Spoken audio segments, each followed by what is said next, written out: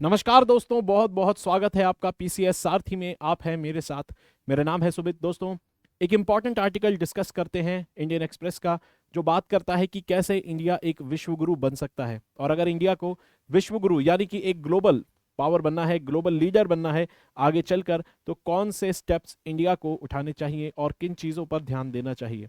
ये जो आर्टिकल है, ये बेसिकली बात करता है कि इंडिया को अपने रिसर्च और डेवलपमेंट जो है उसके ऊपर अपना जो एक्सपेंडिचर है उसको बढ़ाना चाहिए। क्यों बढ़ाना चाहिए, बाकी देश कैसे ग्लोबल लीडर बने हैं, जानते हैं इस पूरी न्यूज़ में। ठीक है, तो जो इंडिया की जो लीडरशिप है वो शुरू हो चुकी है। G20 के जो प्रेसिडेंटशिप है वो इंडिया के पास आ चुकी है और इंडिया अब इसको चेयर करेगा लगभग 1 साल तक।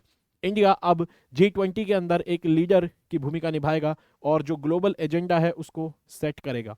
लेकिन ये तो बात रही कि भाई हमें एक बार मौका मिला कहीं पर एक लीडर के रूप में भूमिका निभाने के लिए, लेकिन अगर लंबे समय तक आपको वाकई में एक ग्लोबल लीडर बनना है तो उसके लिए हमें क्या करना चाहिए। उसके लिए अगर आप यूएस का एग्जाम्पल लेंगे तो यूएस आपको विश्व युद्ध वन, जो पहला वर्ल्ड वॉर वन हुआ था दोस्तों, पहला वर्ल्ड वॉर हुआ था, उसके बाद ही यूएस आपको एक ग्लोबल लीडर के रूप में एस्टैब्लिश होता हुआ दिखेगा।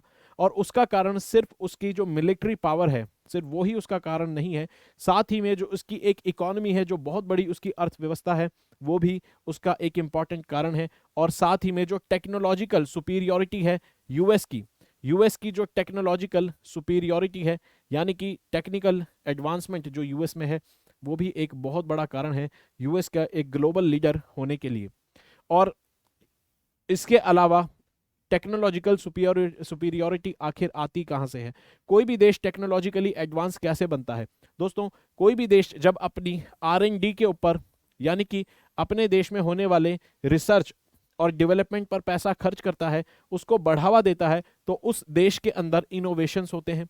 और जब उस देश के अंदर इनोवेशंस होते हैं तो उसके अंदर नई नई टेक्नोलॉजीज आती हैं और ये नई नई टेक्नोलॉजीज ही गाइड करती हैं कि आने वाले समय में इकोनॉमी उस देश की कैसी होगी।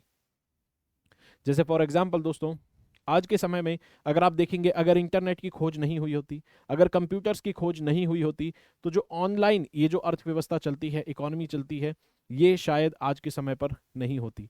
तो टेक्नोलॉजी बहुत बड़ा रोल प्ले करती है किसी भी देश के या पूरे वर्ल्ड की इकोनॉमी को चलाने में। और किसी भी देश के अंदर अगर जितनी ज़्यादा टेक्नोलॉजिकल एडवांसमेंट होगी, वहाँ की इकोनॉमी उतनी ही फास्ट ग्रोथ करती है। ठीक है, और ये एग्जांपल हम देखते हैं कि अगर इंडिया की बात करें, कंप्यूटर्स जब इंडिया में आए हैं तो इंडिया में आप देखेंगे इंडिया सॉफ्टवेयर इंडस्ट्री का एक बहुत बड़ा एक्सपोर्टर बन चुका है और एक लीडर का रोल प्ले करता है इंडिया आईटी सेक्टर में। ये कैसे हुआ, ये टेक्नोलॉजिकल एडवांसमेंट में हुआ, टेक्नोलॉजिकल एडवांसमेंट की वजह से हुआ। और साथ में इसी की वजह से इंडिया में फिर आप देखेंगे इकोनॉमिक ग्रोथ आपको सर्विस सेक्टर में देखने को मिलती है। और यही वजह है कि इनोवेशन को प्रधानमंत्री कहते हैं कि ये इंजन्स ऑफ इकोनॉमिक ग्रोथ है, यानी कि अर्थव्यवस्था को बढ़ाने वाले इंजन है। और इसी को ध्यान में रखते हुए अगर आप देखेंगे दोस्तों, तो लाल बहादुर शास्त्री जी ने एक नारा दिया था, जय जवान जय किसान। और इसी नारे को आगे बढ़ाया अटल बिहारी वाजपेयी जी ने। उन्होंने कहा कि जय जवान जय किसान और जय विज्ञान। लेकिन रिसर्च और डेवलपमेंट और इनोवेशन की इंपॉर्टेंस को ध्यान में रखते हुए प्रधानमंत्री मोदी ने इस नारे को और आगे बढ़ा दिया है और वो इस स्लोगन को अब कहते हैं कि जय जवान जय किसान जय विज्ञान और जय अनुसंधान। अनुसंधान मतलब रिसर्च और डेवलपमेंट, यानी कि आपको अपने देश में अब रिसर्च और डेवलपमेंट पर भी ध्यान देना होगा ताकि आपकी इनोवेशन बढ़े। और जैसे इनोवेशन बढ़ेगी, टेक्नोलॉजिकल डेवलपमेंट होगा और उसी से देश के अंदर इकोनॉमिक प्रोग्रेस और इकोनॉमिक तरक्की होगी। तो ये सब तो है बातें, लेकिन कैसे रिसर्च और डेवलपमेंट हो रही है एक्चुअल में, ये कैसे नापें कि भाई हम अपनी जो हमारी प्रोग्रेस है वो क्या चल रही है, कितना हम रिसर्च और डेवलपमेंट कर रहे हैं, उसको कितनी इंपॉर्टेंस दे रहे हैं।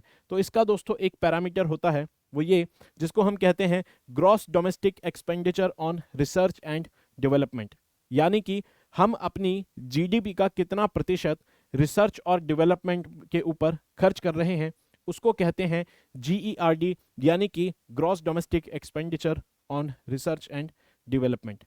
ये यही बताता है कि कोई देश अपनी जीडीपी का कितना प्रतिशत अपने देश में होने वाली रिसर्च और डेवलपमेंट के ऊपर खर्च करता है। ये एक पैरामीटर है जिससे हम ये पता लगा सकते हैं कि कोई देश रिसर्च एंड डेवलपमेंट पे कितना ध्यान दे रहा है, और इसी को हम रिसर्च इंटेंसिटी भी कहते हैं। इसी को रिसर्च इंटेंसिटी भी कहा जाता है। ये एक इमेज है जिसके अंदर एक ग्राफ दिया हुआ है जो कि G20 कंट्रीज के जो जीडीपी है वो अपने जीडीपी का कितना प्रतिशत खर्च करते हैं अपने रिसर्च एंड डेवलपमेंट के ऊपर, उसका ये ग्राफ है।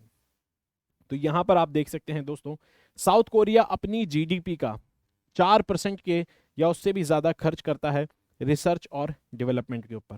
कौन? साउथ कोरिया G20 में सबसे ज्यादा एक्सपेंडिचर करता है in terms of percentage of GDP अपने रिसर्च और डेवलपमेंट के ऊपर। वहीं पे अगर आप इंडिया को यहां पर ढूंढेंगे तो इंडिया अपनी जीडीपी का 0.65% खर्च करता है, और इंडिया की जीडीपी कितनी है? लगभग 2.6 ट्रिलियन डॉलर इंडिया की जीडीपी है। अगर इसको कंपेयर करें हम यूएस और चाइना से, तो आप अगर यूएस को देखेंगे तो यूएस अपनी इकोनॉमी का लगभग 2.8% खर्च करता है अपनी जीडीपी का, इतना प्रतिशत खर्च करता है आरएनडी पर। और यूएस की जीडीपी कितनी है? यूएस की जीडीपी है दोस्तों 19 ट्रिलियन डॉलर। तो आप सोच सकते हैं हम अपनी जीडीपी का जो कि 2.5%, जो कि 2.5 ट्रिलियन डॉलर के आसपास हमारी जो जीडीपी है, लगभग 2.6 ट्रिलियन डॉलर हमारी जीडीपी है, उसका 0.65% खर्च करते हैं। और यूएस अपनी 19 ट्रिलियन वाली डॉलर वाली जो इकोनॉमी है उसका 2.83% खर्च करता है रिसर्च और डेवलपमेंट के ऊपर। और चाइना की अगर बात करें तो चाइना दोस्तों लगभग 2.14% खर्च करता है अपनी जीडीपी का। और चाइना की जीडीपी कितनी है? लगभग 12 ट्रिलियन डॉलर चाइना की जीडीपी है। तो चाइना 12 ट्रिलियन डॉलर का 2% खर्च करता है, और हम 2.6 ट्रिलियन का 0.65% खर्च करते हैं। तो इंडिया में आप देखेंगे रिसर्च और डेवलपमेंट के ऊपर जो प्रेजेंट जो खर्चा है वो काफी ज्यादा कम है। और अगर बात करें हम यहाँ पर जो G20 कंट्रीज हैं, पूरे देश के अंदर जीडीपी का कितना परसेंट खर्च होता है उसकी नज़र से अगर देखें, जीडीपी का परसेंट जो खर्च होता है रिसर्च एंड डेवलपमेंट के ऊपर, उसमें G20 कंट्रीज लगभग 90% कॉन्ट्रीब्यूट करती हैं, जिनमें सबसे ज़्यादा यूएस कॉन्ट्रीब्यूट करता है 36%, और चाइना कॉन्ट्रीब्यूट करता है 18%, और इंडिया का इसके अंदर शेयर जो है 1% से भी कम है। यानी पूरी दुनिया में होने वाली, यानी कि जो G20 के अंदर होने वाला जो टोटल एक्सपेंडिचर है as a percentage of GDP on research and development, उसके अंदर इंडिया का जो शेयर है वो 1% से भी ज़्यादा कम है, जो कि G20 है पूरी दुनिया का लगभग 90% कॉन्ट्रीब्यूट करती है in terms of GERD, in terms of GERD या फिर रिसर्च इंटेंसिटी भी आप इसको कह सकते हैं। तो इंडिया के लिए यहाँ पर लेसन्स क्या हैं?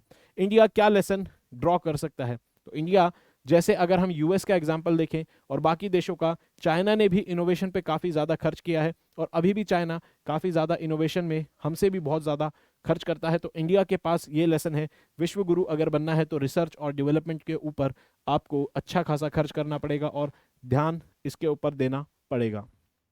ठीक है दोस्तों, और इंडिया की जो पोजीशन है वो ऑलरेडी हम देख चुके हैं, ग्राफ के अंदर 17वें स्थान पर आती है G20 कंट्रीज की, जहां तक बात है उनकी रिसर्च इंटेंसिटी की, जहां तक बात है। और हमारे पास एक बहुत अच्छा जो लेसन है लेने के लिए, हमारा एक जो फ्रेंड नेशन है, यानी कि हमारा जो दोस्त मुल्क है वो है इजराइल, जिससे हम एक अच्छी चीज़ ये सीख सकते हैं कि इजराइल की जो इकोनॉमी है दोस्तों, इजराइल की इकोनॉमी लगभग 500 बिलियन डॉलर की इकोनॉमी है, लगभग 500 बिलियन डॉलर की इकोनॉमी है इजराइल की, यानी कि 500, यानी कि 1 ट्रिलियन में 1000 बिलियन होते हैं, इसके अंदर 500 बिलियन और ऐड करेंगे जब 1 ट्रिलियन बनेगा। और इंडिया की कितनी है? 2.5 ट्रिलियन। तो इंडिया की इकोनॉमी से तो काफ़ी ज़्यादा छोटी इकोनॉमी है इजराइल की, हालांकि वहाँ की जो पॉपुलेशन है वो भी कम है, लेकिन आप ये देखेंगे इजराइल जो है अपने इकोनॉमी का कितना प्रतिशत खर्च करता है अपनी रिसर्च और डेवलपमेंट के ऊपर। तो इजराइल जो है 5% से भी ज़्यादा या फिर 5% के आसपास खर्च करता है अपनी इकोनॉमी का अपने रिसर्च और डेवलपमेंट के ऊपर। और यही वजह है दोस्तों, इसीलिए इजराइल जो है वो एक इनोवेशन हब के रूप में भी जाना जाता है। आप देखते होंगे इंडिया जो है कई सारे डिफेंस रिलेटेड जो डील्स हैं वो करता है इसराइल के साथ। इंडिया आए दिन कुछ ना कुछ मिसाइल या कुछ ना कुछ इक्विपमेंट्स जो है इसराइल से खरीदता है। साथ ही में इंडिया जो है एग्रीकल्चर की फील्ड के अंदर जो इनोवेशन इसराइल ने की है उसमें भी बहुत सारी चीज़ें सीखने की इंडिया जो है कई सारी डील्स साइन करते रहते हैं और कोलैबोरेशन चलता रहता है ताकि इंडिया का जो एग्रीकल्चर है वहाँ पर भी इनोवेशन हो और हम भी आगे ग्रोथ इसी तरह से अपनी आगे बढ़ाएं। और जैसा कि आप जानते हैं अमृतकाल चल रहा है अब आज़ादी का। अमृतकाल यानी कि अब 2047 तक जो समय है उसे अमृतकाल कहा जाएगा और हम इसके अंदर एक विश्व गुरु बनने की और एक ग्लोबल लीडर बनने की, साथ ही में एक डेवलप्ड कंट्री बनने का टारगेट लिए हुए हैं और आगे देश को बढ़ा रहे हैं। तो अगर अमृतकाल के अंदर आपको एक लीडर की भूमिका निभानी है तो आपको ध्यान देना होगा किसके ऊपर, रिसर्च और डेवलपमेंट के ऊपर, क्योंकि यही रास्ता है एक इकोनॉमिक ग्रोथ का। बताएंगे दोस्तों, क्वेश्चन है सिंपल सा, डॉक्टर शांति स्वरूप भटनागर जो है वो कौन थे? डॉक्टर शांति स्वरूप भटनागर कौन थे? Founder of CSIR, founder of IITs in India, या फर्स्ट चेयरमैन ऑफ बार्क यानी कि भाभा एटॉमिक रिसर्च सेंटर, या फिर founder of ICMR, Indian council of medical research. ठीक है, तो इसका जो सही जवाब है वो है कि शांति स्वरूप भटनागर जो थे वो फाउंडर थे CSIR यानी कि भारत का लीडिंग इंस्टीट्यूशन है जो कि साइंटिफिक रिसर्च के क्षेत्र में काम करता है। इसकी फुल फॉर्म है council of scientific and industrial research. तो ये था दोस्तों आज का सेशन। अगर वीडियो अच्छी लगी है और कुछ सीखने को अच्छा मिला है तो लाइक करेंगे, और अगर मुझे डायरेक्टली आपको कनेक्ट करना है मुझसे तो इंस्टाग्राम पर फॉलो कर सकते हैं PDF के लिए, टेलीग्राम ज्वाइन कर सकते हैं, साथ ही में मेल ID आपके सामने है, कोई भी डाउट हो तो आप मुझे लिख सकते हैं। मिलते हैं अगले सेशन में, तब तक अपना ख्याल रखेंगे, पढ़ते रहेंगे। जय हिंद दोस्तों।